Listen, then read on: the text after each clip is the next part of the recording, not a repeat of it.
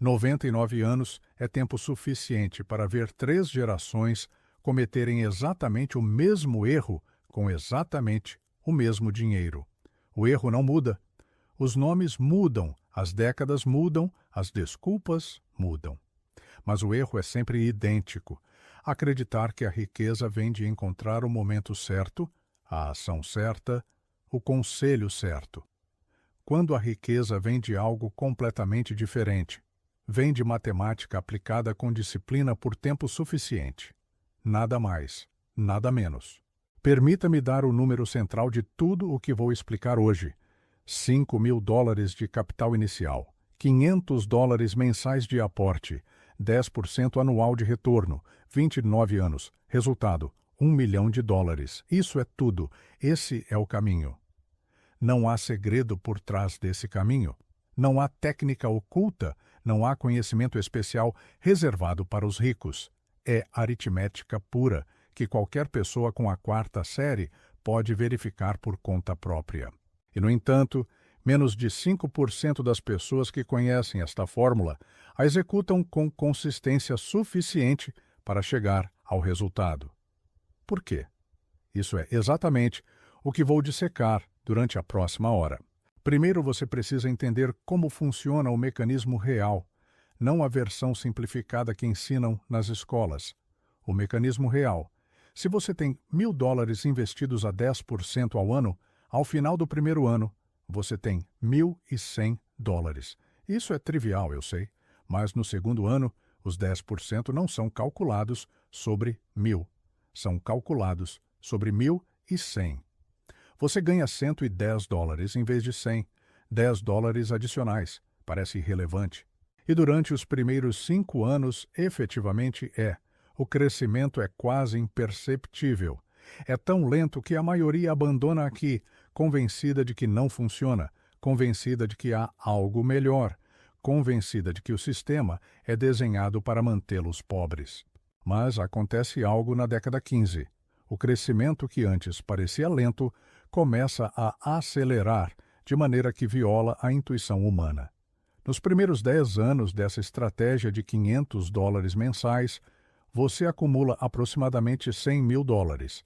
Nos 10 anos seguintes, adiciona cerca de $250.000 a mais. E nos últimos 9 anos, os juros sozinhos, sem contar seus aportes, geram a maior parte do milhão restante. Mais de 80% do valor final não vem do seu salário. Vem dos juros sobre os juros sobre os juros. Seu trabalho físico constrói o andaime. O tempo constrói o edifício. Benjamin Graham, a quem estudei com obsessão durante décadas, chamava a margem de segurança o segredo do investimento sólido, não o segredo para enriquecer rápido. O segredo do investimento sólido. A distinção importa brutalmente. O que Graham entendia, e o que a maioria nunca entende, é que o caminho para $1 milhão não começa por encontrar o melhor ativo. Começa por não destruir capital comprando ativos ruins a preços de euforia. Se você paga demais por algo bom, o tempo joga contra você. Se você paga bem por algo bom, o tempo joga a seu favor. Essa diferença, o preço de entrada, determina décadas de resultado. Warren me explicou de uma maneira que nunca esqueci. Ele me disse que o melhor investimento é aquele que funciona mesmo se sua análise estava parcialmente errada. Se você precisa que tudo saia perfeito para ganhar, já perdeu. A margem de segurança é o espaço entre o que você pagou e o que vale realmente. É o colchão que absorve seus erros inevitáveis. E todos os erros são inevitáveis. Em 60 anos investindo, cometi erros que me envergonham. A diferença entre esses erros e a catástrofe foi sempre a margem de segurança que tínhamos construído antes de cometê-los. Agora vem algo que a maioria não calcula nunca. A diferença entre 8% e 10% ao ano não é uma diferença de 2 pontos. É uma diferença de anos de vida laboral. Com essa mesma estratégia de $500 mensais, partindo de 5.000, se você obtém 8% em vez de 10%, demora vários anos adicionais para chegar ao mesmo milhão. Um ponto percentual sustentado durante décadas não é matemática chata. É a diferença entre trabalhar até os 62 ou até os 67. As pessoas debatem qual fundo tem melhor rendimento este trimestre. Deveriam estar calculando quantos anos de vida vale cada ponto percentual sobre 30 anos. São duas conversas completamente diferentes. Uma é entretenimento financeiro. A outra é planejamento real. O mercado brasileiro me oferece um caso de estudo brutal para ilustrar isso. Os estudos de longo prazo do índice Bovespa mostram retornos reais médios anuais acima de 20% entre 1968 e 2019. 20% real ao ano. Parece extraordinário. E é. Mas há um número que ninguém menciona quando cita esses 20%. O desvio padrão anual desse mercado ronda os 67%. 67%. Isso significa que em anos ruins, o mercado não cai 10% nem 15%. Cai 40%, 50%, 60%. E depois sobe 80%. E depois cai 30%. A montanha-russa não é metáfora, é matemática descritiva do que acontece ao patrimônio de quem não tem estômago para sustentar essa volatilidade. Por que isso importa para alguém buscando seu primeiro milhão? Porque o retorno médio do mercado não é o que você recebe o retorno multiplicado pelo seu comportamento. E aqui está o número que destrói a maioria, os dados da Dalbar, uma firma de pesquisa que leva décadas medindo o retorno real do investidor individual comparado ao retorno do mercado, mostram sistematicamente que o investidor médio captura menos da metade do retorno do índice durante períodos de 20 anos. O mercado sobe 12% ao ano durante 20 anos. O investidor médio que comprou esse mercado captura 5 ou 6%. Por quê? Porque compra quando o mercado já subiu 20% e vende quando cai 20%. Faz exatamente o oposto do correto. E faz com convicção, faz acreditando que está sendo prudente. Em 1987, no dia 19 de outubro, o mercado americano caiu 22% em um só dia. 22% em uma única sessão. A Berkshire tinha caixa nesse dia. Compramos. A maioria vendeu em pânico, convencida de que o sistema financeiro colapsava, convencida de que era o fim. 3 anos depois, quem tinha comprado naquele dia tinha dobrado seu dinheiro. Quem vendeu naquele dia demorou entre 4 e 6 anos para recuperar o perdido, dependendo de quando voltou a entrar. E a maioria voltou a entrar tarde, claro. Voltou a entrar quando o mercado já tinha subido 30% desde o fundo, convencida de que agora sim era seguro. Assim funciona o ciclo de destruição de valor do investidor emocional. Agora vou te fazer uma pergunta que ninguém faz nos seminários de finanças pessoais.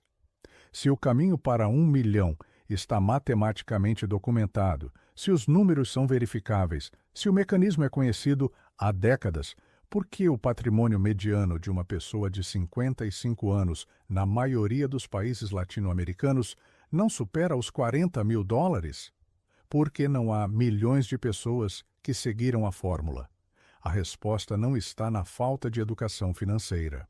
Está em algo mais profundo. Está na arquitetura do cérebro humano, que foi desenhado para sobreviver na savana africana, não para executar planos de investimento de 30 anos. Seu cérebro avalia uma perda de 20% como aproximadamente 2 vezes mais dolorosa que a satisfação de um ganho de 20%. Isso não é fraqueza moral, é neurologia. E essa neurologia destrói carteiras sistematicamente.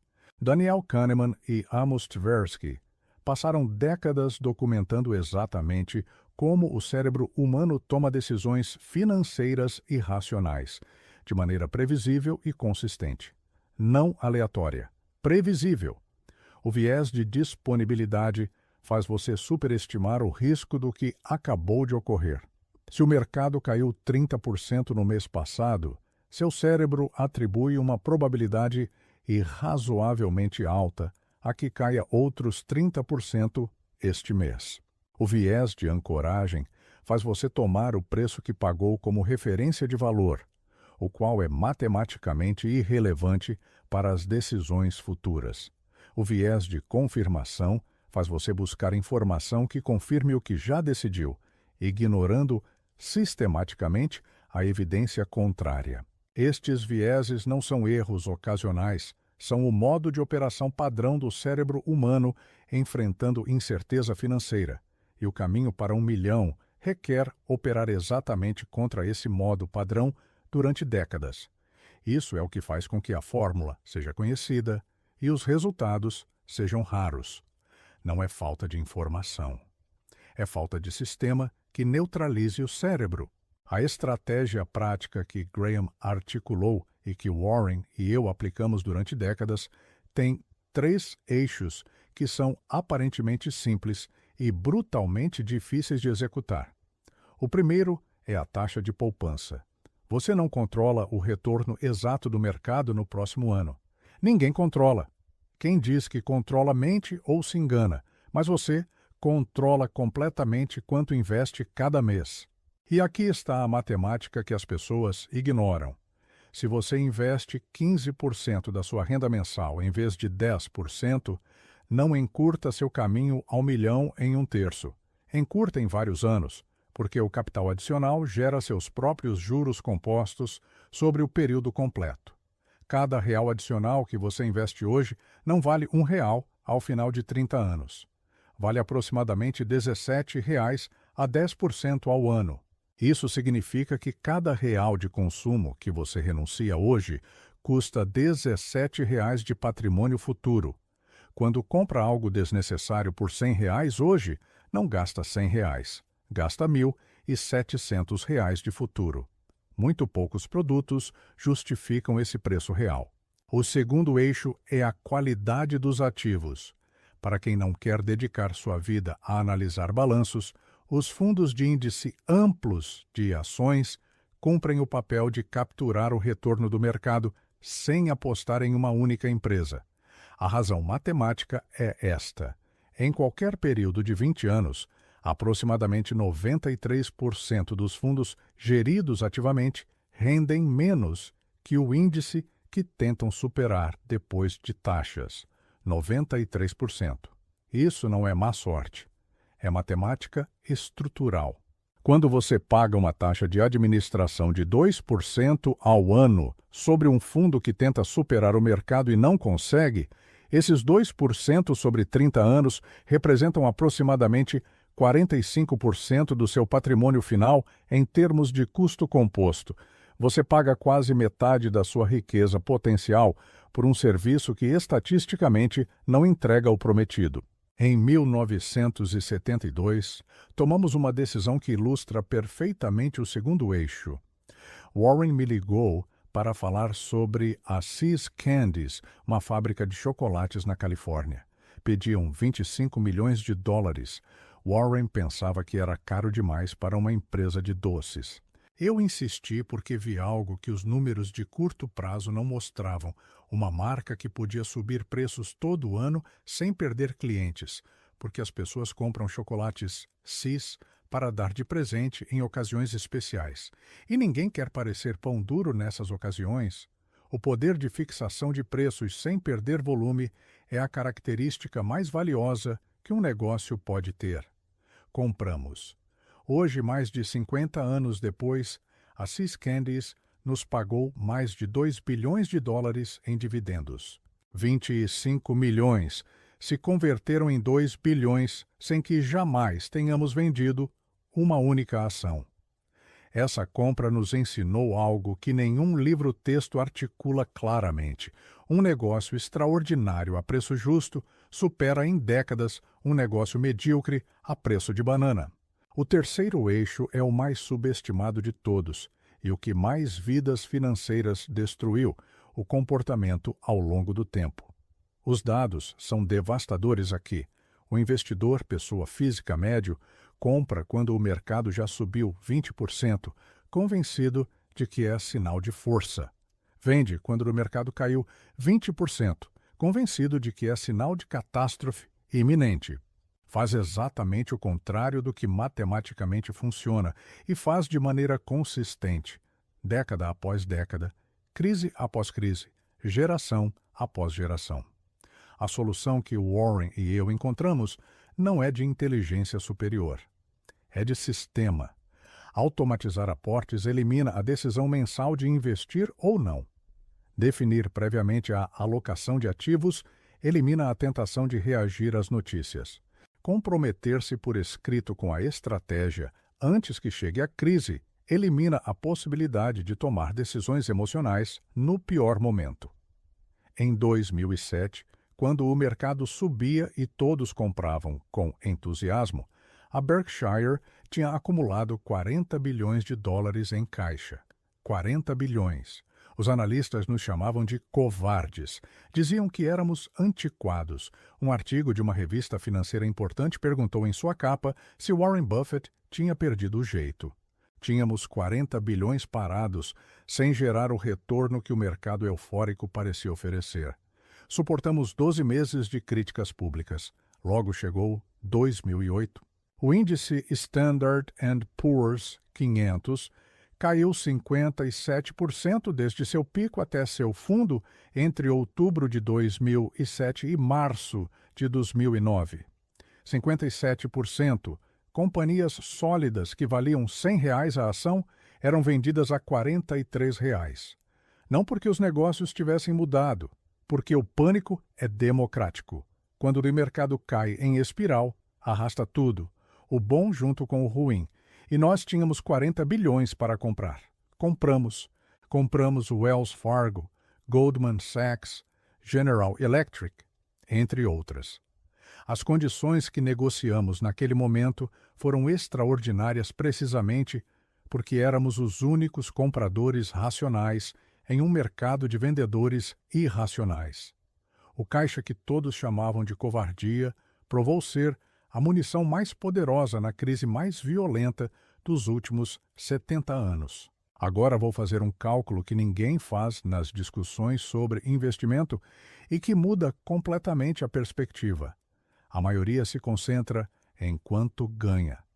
Muito poucos calculam quanto perdem ao não investir. Considere isto.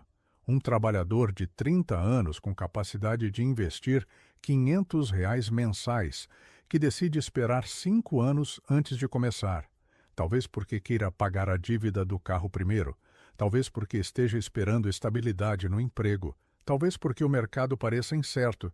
Essa pessoa não perde 5 anos de aportes. Perde 5 anos de crescimento, composto sobre todo o período restante. Os R$ 500 mensais que teria investido entre os 30 e os 35 anos, com 35 anos de crescimento composto a 10%, representam aproximadamente R$ 250 mil do resultado final. Essa espera de 5 anos custa R$ 250 mil, não 5 anos de parcelas, R$ 250 mil. A procrastinação financeira tem preço exato, calculável, e é devastador. As pessoas me perguntam o que fazer com o dinheiro de curto prazo versus o de longo prazo. Minha resposta na Berkshire sempre foi a mesma. Case seu horizonte com seu instrumento. O dinheiro que você precisará em menos de 3 anos não pertence ao mercado de ações. O mercado pode cair 50% a qualquer momento e pode demorar 3 anos para se recuperar. Se você precisa desse dinheiro antes, vende no pior momento por necessidade, não por escolha. Isso destrói exatamente o plano que você construiu. O dinheiro destinado ao milhão em 20 ou 30 anos pode e deve assumir risco calculado, porque o horizonte absorve a volatilidade. O mercado nunca falhou em entregar retornos positivos em períodos de 20 anos ou mais, desde que existe registro confiável. Mas esse recorde é completamente irrelevante se você vende no ano 5 por pânico ou por necessidade de liquidez. Em 1973 e 74, o mercado caiu quase 48% em 2 anos. O petróleo quadruplicou, a inflação nos Estados Unidos chegou a 11% ao ano, o desemprego subia. Nixon renunciou. O ambiente era de catástrofe total. Warren comprou com agressividade. Eu o acompanhei. Não porque fôssemos valentes, mas porque tínhamos caixa disponível e nossas análises nos diziam que estávamos comprando negócios sólidos a preços de pânico. 3 anos depois, entre 1975 e 1980, a Berkshire multiplicou seu valor por mais de 5 vezes. As crises não destroem os investidores preparados. Elas os enriquecem. Destroem os investidores que entraram sem caixa de reserva, sem análise prévia, sem tolerância emocional documentada para a perda. Aqui vem algo que muda a equação da maioria das pessoas que buscam 1 milhão e não conseguem no prazo esperado. Não é que a matemática não funcione, é que aplicaram a matemática sobre o número errado. Concentraram-se em otimizar o retorno de investimento, que controlam parcialmente, e ignoraram completamente a taxa de poupança, que controlam totalmente. Considere 2 pessoas. Pessoa 1 investe R$ 300 mensais, obtendo 12% ao ano durante 30 anos. Termina com aproximadamente R$ 1.400.000. Pessoa 2 investe R$ 600 mensais, obtendo 8% ao ano durante 30 anos. Termina com aproximadamente R$ 800.000.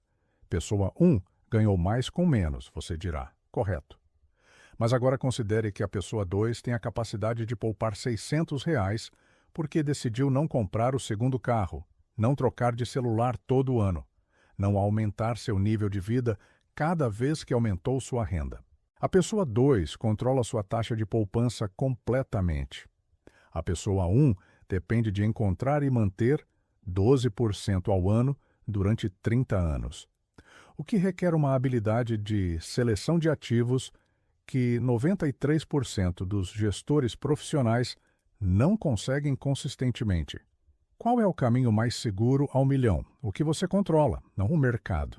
Amos Tversky, com quem Kahneman trabalhou durante décadas, documentou algo que chamo de viés do ponto de chegada. As pessoas que propõem metas financeiras tendem a reduzir o esforço quando sentem que estão perto da meta. O atleta que lidera a corrida afrouxa o passo. O investidor que chega a R$ 700 mil começa a consumir capital ou investe com menos agressividade, convencido de que já quase chegou. Esse afrouxamento nas etapas finais tem custo matemático brutal, porque é precisamente nos últimos anos que o capital acumulado gera os maiores retornos absolutos. Os últimos R$ 200 mil do caminho ao milhão são os mais caros de desperdiçar. R$ 1 retirado do portfólio aos 55 anos, em vez de deixá-lo até os 65, não custa R$ 1. Com 10 anos de crescimento a 10%, custa R$ 2,59. Cada retirada prematura tem preço composto. Vou te pedir que faça um exercício que nunca vi em nenhum livro de finanças pessoais. Pegue uma folha de papel e escreva 3 números. Primeiro, em quantos anos você quer chegar ao seu primeiro milhão? Não o número que soa razoável, o número que genuinamente deseja. Segundo, quanto você pode investir por mês hoje, sem auto-engano, sem contar rendas extras que talvez não cheguem, sem otimismo sobre o bônus de fim de ano. O número real, conservador, que você sabe que pode manter, mesmo que o mercado caia 50%, e mesmo que seu chefe esteja de mau humor e mesmo que haja inflação. Terceiro, que porcentagem de perda temporária você pode ver na sua tela sem liquidar tudo? Não o número que você acha que deveria aguentar. O número que realmente aguenta, sem entrar em pânico. Com esses 3 números, qualquer calculadora básica te diz se seu plano é matematicamente executável ou se é fantasia confortante. Se o plano não fecha com esses números reais, você tem exatamente 4 alavancas: aumentar a renda, reduzir o consumo, aceitar mais risco calculado ou estender o prazo. Não há quinta opção. O investidor verdadeiramente inteligente não negocia com a matemática. Não busca a exceção à regra. Não acredita que no seu caso particular a fórmula funciona diferente. A aceita como é, ajusta as variáveis que pode controlar e executa com disciplina mecânica pelo tempo necessário. Durante a Grande Depressão, meu pai observou algo que me marcou para sempre. Os homens que perderam tudo em 1929 não eram estúpidos. Eram exatamente os mais inteligentes, os mais ativos, os que mais operavam, os que mais sabiam de cada empresa que compravam. Perderam porque não tinham caixa quando o mercado colapsou e as margens os forçaram a vender exatamente no fundo. E os homens que construíram fortunas nos anos 30 não eram mais inteligentes, eram mais chatos. Tinham caixa, tinham paciência, tinham a disciplina de comprar quando ninguém queria comprar. 78 anos depois, em 2008, vi o mesmo padrão com exatidão quase perfeita. Os homens que perderam tudo na crise das hipotecas subprime eram exatamente os mais ativos, os mais sofisticados, os que usavam maior alavancagem. E quem comprou no fundo foram os que tinham caixa e paciência. A história não se repete literalmente, mas rima com uma precisão que deveria aterrar qualquer um que acredite que desta vez é diferente. Permita-me mostrar o erro de cálculo mais comum cometido por quem perde dinheiro no mercado. A maioria acredita que uma queda de 50% se recupera com uma subida de 50%. Erro matemático brutal que destrói intuições e carteiras. Se você tem R$ 100 e o mercado cai 50%, sobram R$ 50. Para voltar a R$ 100, você não precisa de 50% de ganho. Precisa de 100% de ganho sobre os R$ 50. O dobro exato do que perdeu em termos percentuais. Esse erro de intuição matemática leva as pessoas a assumirem que se recuperam mais rápido do que realmente se recuperam, a tomar riscos que não podem matematicamente absorver e a descobrir tarde demais que o tempo para se recuperar após uma perda catastrófica supera com frequência o horizonte que tinham disponível. Uma perda de 70% que o mercado brasileiro viveu em alguns períodos de alta volatilidade requer um ganho de 233% para se recuperar. Não 70%, 233%. Esse é o custo matemático da perda catastrófica. Por isso Graham insistia tanto na margem de segurança, não porque fosse conservador por temperamento, mas porque tinha calculado o custo assimétrico da perda. Ganhar requer tempo. Recuperar-se de uma perda grande requer o dobro de tempo. E o tempo é a única coisa que não se recupera. Cada ano perdido, recuperando o capital destruído, é um ano que não esteve gerando novos juros compostos. O custo não é linear, é exponencial para baixo. Na Berkshire, desenvolvemos uma pergunta que usamos antes de cada investimento importante. Não perguntamos quanto podemos ganhar. Perguntamos quanto podemos perder se tudo sair errado, se nossa análise estava equivocada, se o negócio enfrenta uma crise que não antecipamos. Se a resposta a essa pergunta é inaceitável, não importa quanto podemos ganhar. Não compramos. Essa assimetria de análise, concentrar-nos primeiro no risco de perda e depois no potencial de ganho, é exatamente o oposto de como opera o investidor médio, que calcula primeiro quanto pode ganhar e depois, se acaso, considera o que pode sair errado. O resultado dessa inversão de prioridades se mede em 60 anos de diferença de resultados. Agora quero conectar tudo isso com uma verdade que raramente se articula diretamente nas conversas sobre construir o primeiro milhão. O problema não é técnico, o problema é arquitetônico. A maioria das pessoas não falha no milhão porque não sabe que os juros compostos funcionam. Falha porque sua arquitetura de vida não está construída para executar o plano durante décadas. Trabalham para pagar gastos do presente e poupam o que sobra. A estrutura correta investe primeiro e gasta o que resta. Essa inversão da ordem, pagar primeiro ao futuro e depois ao presente, não é filosofia motivacional. É a única estrutura matematicamente compatível com chegar ao milhão sem herdar fortuna nem ganhar na loteria. Automatizar o aporte mensal no mesmo dia que chega o salário elimina a decisão. E eliminar a decisão é exatamente o que precisa alguém cujo cérebro é desenhado para priorizar o presente sobre o futuro. Não porque seja fraco, mas porque assim funciona a neurologia humana. A força não está em resistir à tentação de gastar. A força está em construir um sistema onde a tentação chega depois que o dinheiro já foi investido.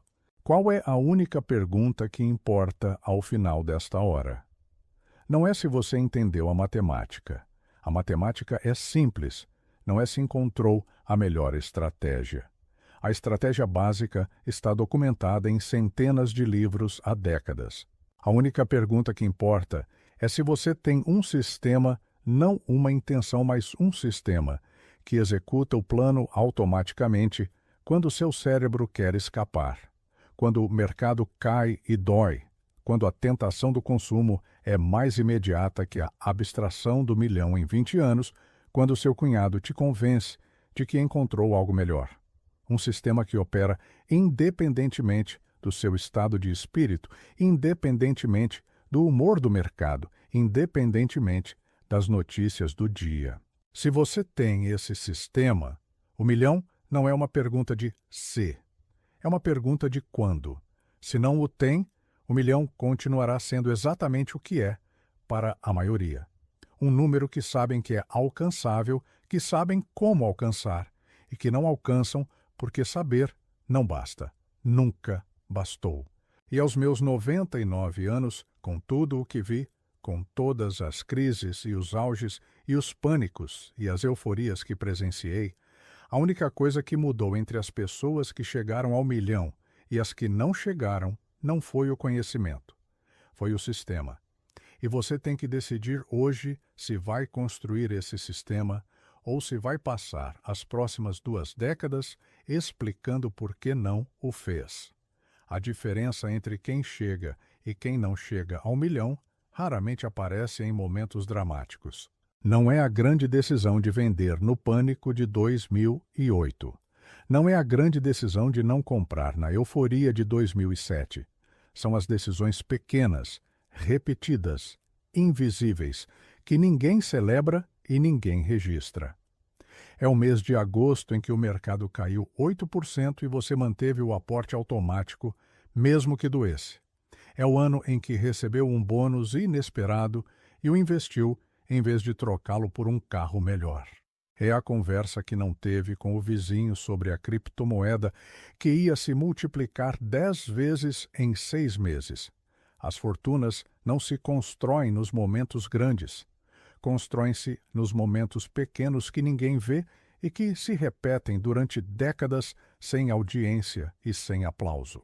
Warren me disse algo em 1984 que demorei vários anos para entender completamente.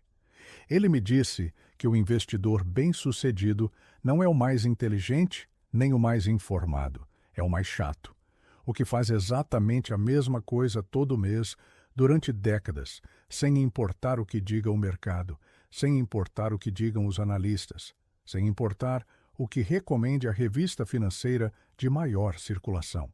O tédio sistemático produz resultados que a brilhanteza ativa raramente alcança. Isso não é intuição, é matemática. Cada transação tem custo. Cada mudança de estratégia tem custo de oportunidade. Cada período fora do mercado, esperando o momento certo, tem custo composto. A atividade em investimento não é virtude. É frequentemente o mecanismo principal de destruição de valor. Vou te dar um número que ninguém coloca nos anúncios dos fundos de investimento. O investidor que comprou o índice Standard & Poor's 500 em janeiro de 2000 e o manteve sem mover nada durante 20 anos, até 2020, apesar de 2 crises devastadoras nesse período, terminou com um retorno anual composto de aproximadamente 6,4%. respeitável. Agora considere o investidor que tentou otimizar, que saiu do mercado em 2001, quando tudo colapsava, que esperou para voltar a entrar, que saiu de novo em 2008, que esperou sinais de estabilidade. Se esse investidor perdeu os 10 melhores dias do mercado nesses 20 anos, seu retorno anual composto cai para aproximadamente 2,4%. 4 pontos percentuais de diferença por perder 10 dias em 20 anos. Mas aqui está o que destrói a intuição. Esses 10 melhores dias ocorrem com frequência nos períodos de maior pânico, nos dias imediatamente após as quedas mais violentas, quando o investidor ativo está fora do mercado se protegendo. O que sai para se proteger é exatamente o que perde os melhores dias, não por má sorte, por design do mercado. Em 1994, depois que o Federal Reserve subiu as taxas de juros agressivamente, o mercado de títulos colapsou de maneira que muitos não lembravam desde décadas antes. O México entrou em crise com o efeito tequila. Os mercados emergentes caíram violentamente. Os gestores ativos de fundos venderam posições latino-americanas em pânico. Quem manteve, ou melhor ainda, quem comprou, naquele momento de pânico, viu suas posições se multiplicarem nos 3 anos seguintes, quando o ciclo se reverteu. A crise de 1994 no México foi seguida por um dos períodos de maior crescimento da década, para quem teve estômago para sustentar. Esse padrão, crise seguida de recuperação violenta para quem não vendeu, se repete com tanta consistência histórica que já não é observação. É lei empírica. O problema comportamental que Kahneman documentou com maior precisão é o que chamou de aversão à perda míope. A frequência com que você revisa seu portfólio determina diretamente quantas perdas temporárias você percebe, e cada percepção de perda ativa o mecanismo de dor que empurra a vender. Um investidor que revisa seu portfólio diariamente vê perdas aproximadamente 46% dos dias do ano, porque os mercados oscilam para cima e para baixo com distribuição quase aleatória no curto prazo. Um investidor que revisa mensalmente vê perdas aproximadamente 38% dos meses. Um investidor que revisa anualmente vê perdas aproximadamente 25% dos anos. E um investidor que revisa a cada 5 anos no registro histórico do Standard & Poor's nunca viu perdas, nunca. O mesmo ativo, a mesma carteira, o mesmo mercado produz experiências emocionais radicalmente diferentes, dependendo da frequência de observação. A solução não é ter mais informação, é ter menos exposição à informação de curto prazo. Por isso, automatizar não é só comodidade, é proteção ativa contra seu próprio cérebro. Quando o aporte sai automaticamente no primeiro dia de cada mês, independentemente do nível do mercado, você elimina a decisão que seu cérebro tomaria errado 30% das vezes. Quando a alocação de ativos está predefinida e você reequilibra apenas 1 ou 2 vezes por ano, elimina as centenas de microdecisões que o mercado de notícias financeiras convida a tomar diariamente. Cada decisão eliminada é uma oportunidade a menos para que a neurologia do medo arruine o plano matemático correto. Quero falar agora sobre algo que poucas vezes se discute no contexto do primeiro milhão. A inflação como ladrão silencioso que opera enquanto você dorme. O trabalhador que poupa com disciplina durante décadas em instrumentos de baixo risco, que mantém seu dinheiro em depósitos a prazo ou em títulos do governo com retornos abaixo da inflação, não está sendo prudente. Está sendo destruído lentamente de maneira que os extratos bancários não mostram com clareza. Considere isto. A inflação média no Brasil entre 1980 e 1994, antes do Plano Real, chegou a níveis que faziam com que o dinheiro guardado perdesse a maior parte do seu valor real em meses. Mas mesmo com inflação moderada, 3% ao ano, O dinheiro que não cresce acima dessa taxa perde metade do seu poder aquisitivo em 24 anos. Você não precisa de hiperinflação para ser destruído pela inflação. Só precisa ignorá-la consistentemente durante décadas. Volto aqui ao cálculo que comecei antes e que agora posso elevar com esta camada adicional. Dissemos que $10.000 a 8% durante 30 anos se convertem em $100.626. Esse número assume inflação zero. Com inflação de 3% ao ano, o retorno real não é 8%. É aproximadamente 4,8%.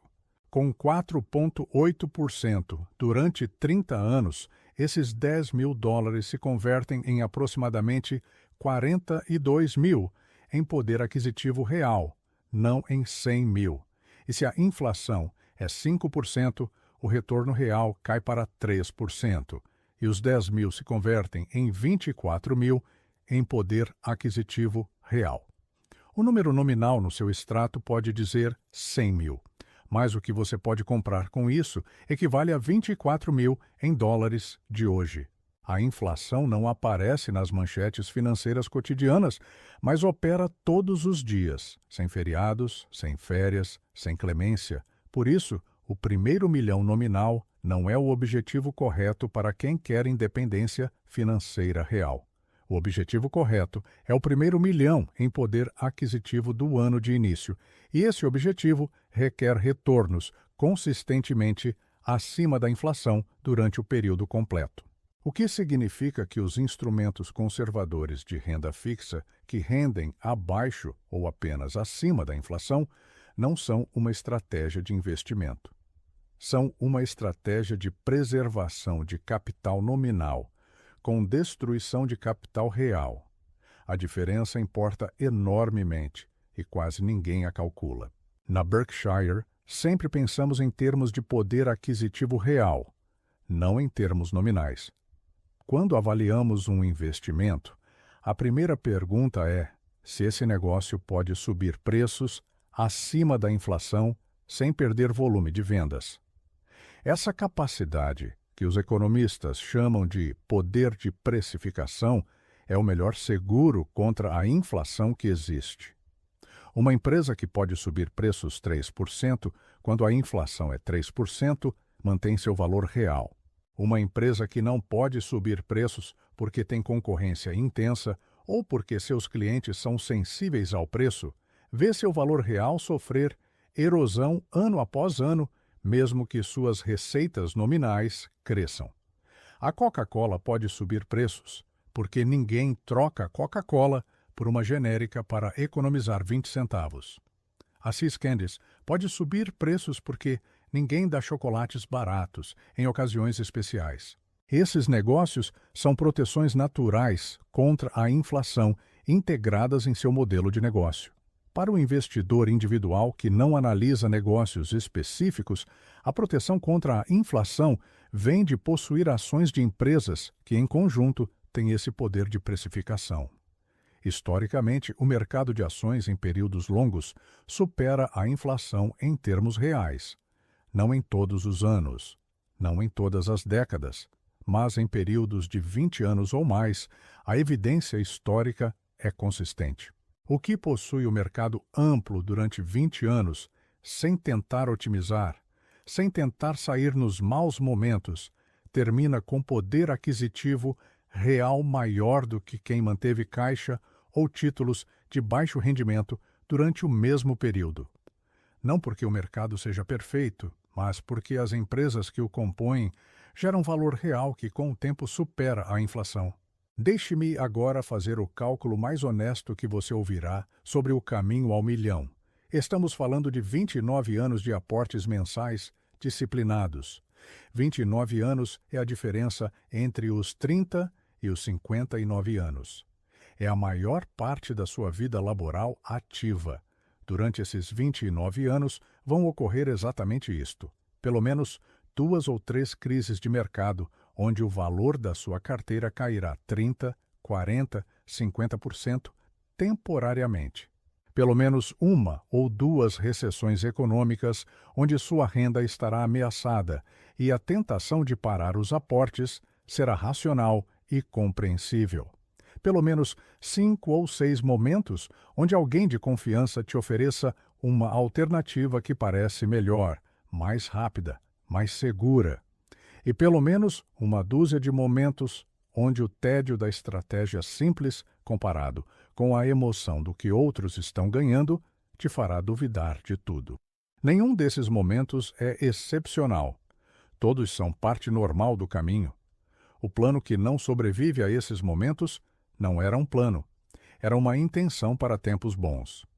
E os tempos bons não precisam de plano. Os tempos ruins são exatamente onde o plano demonstra seu valor ou se desintegra. O investidor inteligente desenha o plano para os tempos ruins, não para os tempos bons. Decide previamente quanto pode perder sem vender. Decide previamente que os aportes continuam independentemente do nível do mercado. Decide previamente que não ouvirá recomendações de mudança de estratégia durante o primeiro ano após uma crise. Essas decisões prévias, tomadas a frio, são as que protegem contra as decisões emocionais tomadas no calor do momento. Aos meus 99 anos, a única pergunta que me importa quando alguém me diz que quer construir riqueza é esta: você tem um sistema ou tem uma intenção? As intenções não capitalizam. Os sistemas capitalizam. E a diferença entre essas duas palavras é exatamente a diferença entre quem chega ao milhão e quem passa as próximas 3 décadas, explicando por que não chegou. O número é alcançável. A matemática é clara. O tempo está disponível. A única coisa que falta é o sistema que o execute quando seu cérebro quiser escapar. E isso, ao contrário da inteligência, ou da sorte, ou do mercado, está completamente sob seu controle. Sempre esteve sob seu controle. A pergunta é se você vai usá-lo. Há um erro de arquitetura que cometem quase todos os que planejam o primeiro milhão e que destrói o resultado antes que os juros compostos possam fazer seu trabalho. Não é um erro de investimento, é um erro de sequência. A maioria constrói seu plano financeiro nesta ordem. Primeiro pagam a hipoteca, depois o carro, depois os gastos correntes, depois, se sobrar algo, investem. Essa ordem garante que nunca sobre o suficiente. A ordem correta investe primeiro, antes que o dinheiro tenha nome e destino, e vive com o que sobra. A diferença entre essas duas ordens, em um período de 30 anos, é a diferença entre chegar ao milhão e chegar aos 60 com $200 mil e uma hipoteca quase paga. Permita-me quantificar isso com precisão. Um profissional de 32 anos, com renda de $4 mil mensais, que investe 15% desde o primeiro dia, $600, antes de pagar qualquer outra coisa, e mantém essa porcentagem durante 28 anos, obtendo 8% ao ano, termina com aproximadamente $780 mil.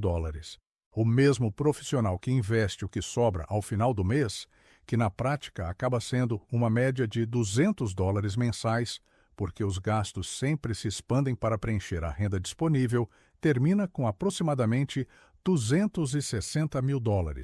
A diferença não é de $400 mensais de aporte. A diferença é de mais de $500 mil de resultado final. $400 mensais de diferença no aporte produzem $520 mil de diferença no resultado. Esse é o poder da ordem correta, amplificado pelo tempo. Parkinson formulou sua famosa lei aplicada ao trabalho. O trabalho se expande para preencher o tempo disponível. Eu acrescentaria uma lei paralela para as finanças pessoais. O gasto se expande para consumir a renda disponível. É tão consistente quanto a lei de Parkinson e tão devastadora quanto qualquer crise de mercado. Cada vez que aumenta a renda, o nível de vida aumenta em proporção, às vezes em proporção maior.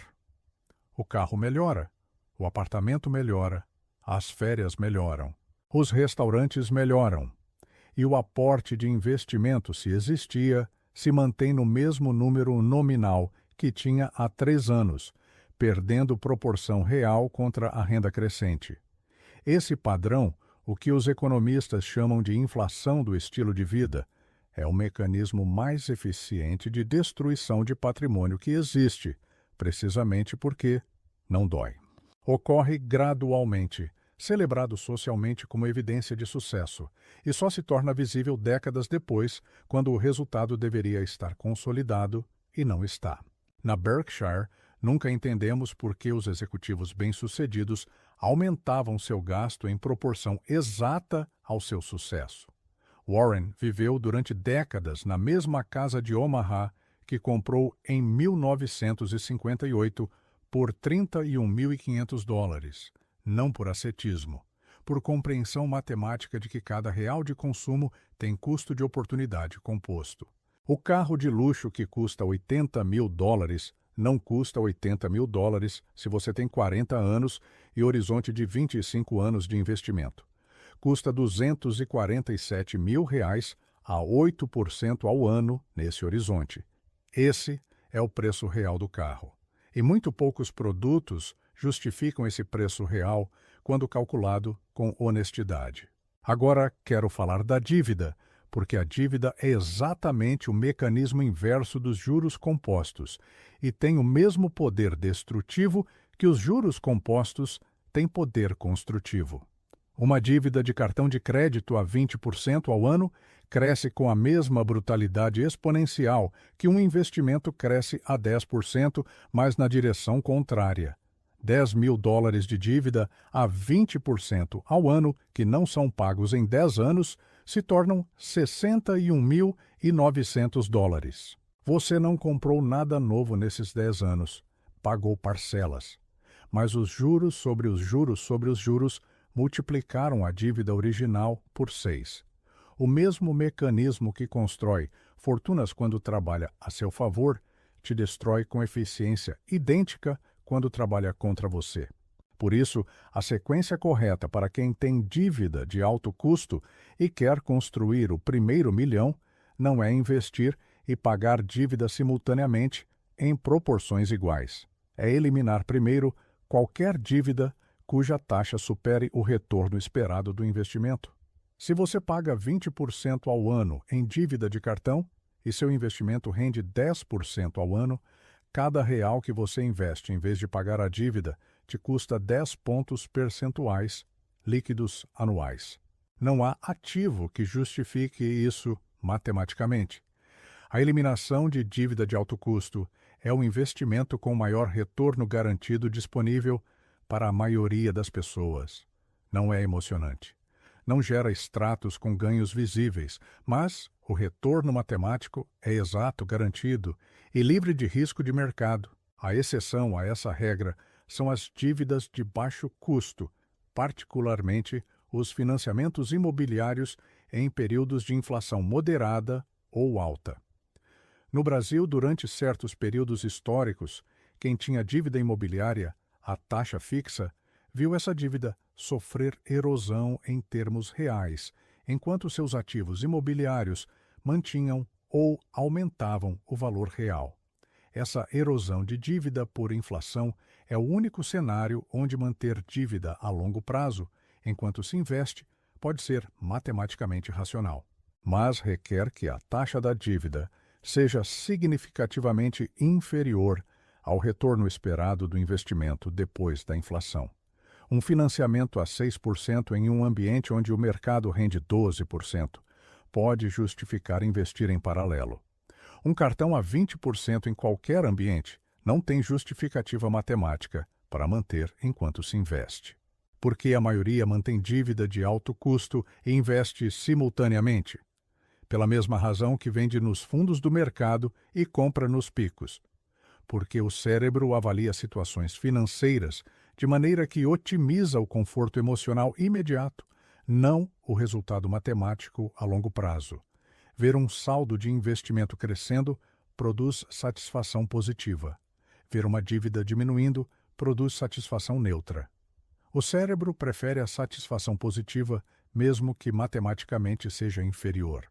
E essa preferência repetida milhões de vezes por milhões de pessoas produz exatamente o padrão que os dados mostram. Dívida de consumo recorde coexistindo com investimento recorde nos mesmos lares, com resultado líquido negativo em muitos casos. Deixe-me agora elevar o conceito de horizonte temporal com uma camada que raramente se discute. Não é apenas quantos anos você tem disponíveis, é se os anos que você tem são os anos certos na trajetória dos juros compostos. Os últimos 10 anos de um plano de 30 são matematicamente mais valiosos que os primeiros 10. Com $800 mil acumulados no ano 20, o ano seguinte, a 8%, gera $64 mil de juros puros, mais do que os aportes anuais totais dos primeiros 2 anos do plano. Isso significa que interromper o plano nos anos 20 ou 25 para financiar um consumo extraordinário, um carro, umas férias caras, uma reforma que poderia esperar, destrói exatamente o período onde o mecanismo funciona com maior eficiência. Os últimos anos do caminho ao milhão são os mais caros de desperdiçar e os mais tentadores de interromper, precisamente porque, naquele momento, o número acumulado parece grande o suficiente para justificar uma retirada. Em 1999, durante a euforia das empresas de tecnologia, conheci dezenas de investidores que tinham seguido planos disciplinados durante 15 ou 20 anos e que decidiriam concentrar tudo em tecnologia logo antes do colapso. Não porque fossem irracionais, porque tinham visto seus vizinhos multiplicarem o dinheiro em meses e seu plano disciplinado, de repente, parecia lento e inferior.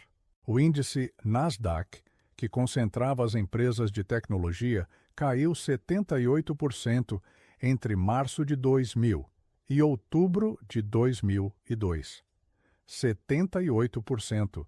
Quem tinha $500 mil acumulados depois de 15 anos de disciplina e os concentrou em tecnologia, em 1999 terminou com $110 mil em 2002.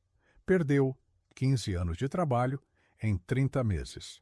E demorou quase 13 anos adicionais para recuperar esses 500 mil nominais, porque o Nasdaq não voltou aos seus picos de 2000 até 2013.